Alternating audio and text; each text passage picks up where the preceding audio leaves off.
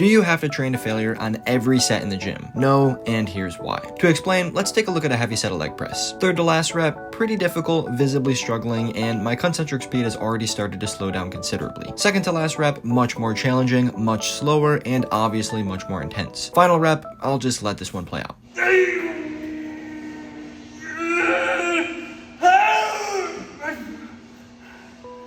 Now, was this a set to failure? No. Why? Because I didn't fail. This is what's called 0 RIR, or 0 reps in reserve, meaning I had 0 reps left in the tank, and if I were to go for another rep, then I would have failed. But instead, I chose not to, and I stopped just before reaching this point. So even though I didn't necessarily train to failure, it's not like I didn't train hard, I just didn't end up failing that last rep. And in some cases, this can be extremely beneficial for managing fatigue, especially on exercises where you are doing multiple sets. For example, I like to do 2 sets of hack squats on one of my leg days where I train to 0 RIR on the first set and then to complete failure on the second. So during that first set, I do as many reps as I can in the 6 to 8 rep range, stopping just before I reach failure, so as soon as I know the next rep isn't going up. Why do I do this? Well, one, if you've ever failed on a hack squat, or really any leg exercise for that matter, you know just how incredibly taxing it is physically and even psychologically, sometimes requiring literally 10 minutes of rest before your next set. Not to mention, you then have to strip the weight and push the seat back up and then re-rack the weight just to even do another set. Now, if you're only doing 1 set, then this wouldn't be a problem, right? You have to strip the weight anyway, you're probably going to rest a while, and if you're only doing 1 set, I mean, then it better be to failure because you only really got 1 chance at it. But if you're doing another set afterwards for an exercise that requires either a lot of mental and physical effort or just takes a while to reset up if you do fail, then it may be worth it to train to 0 or even 1 RIR first so that you leave a little gas in the tank, obviously without leaving too much where you're sacrificing gains, and then take your second or your last set to complete failure, since it's not going to matter too much at that point if you do fail, since it's your last set anyways. Now, I would only recommend doing this for those really taxing exercises, but for something like a bicep curl or a tricep pushdown, or even a chest press for that matter, it's probably worth it to just take all of your sets to failure, regardless of whether or not you're doing more than 1, since they're not going to leave you nearly as fatigued. And since training to failure does technically net more overall stimulus, you might as well do it for these kinds of exercises where the fatigue is relatively low. So all in all, if you don't want to train to complete failure all the time, that is absolutely fine. However, I would recommend training to at least 0 or 1 RIR on all of your exercises, while also including at least some sets to failure every now and then, just so you know how hard you need to push in order to be close to it, because if you never train to failure, how exactly are you supposed to know when you're close to failure?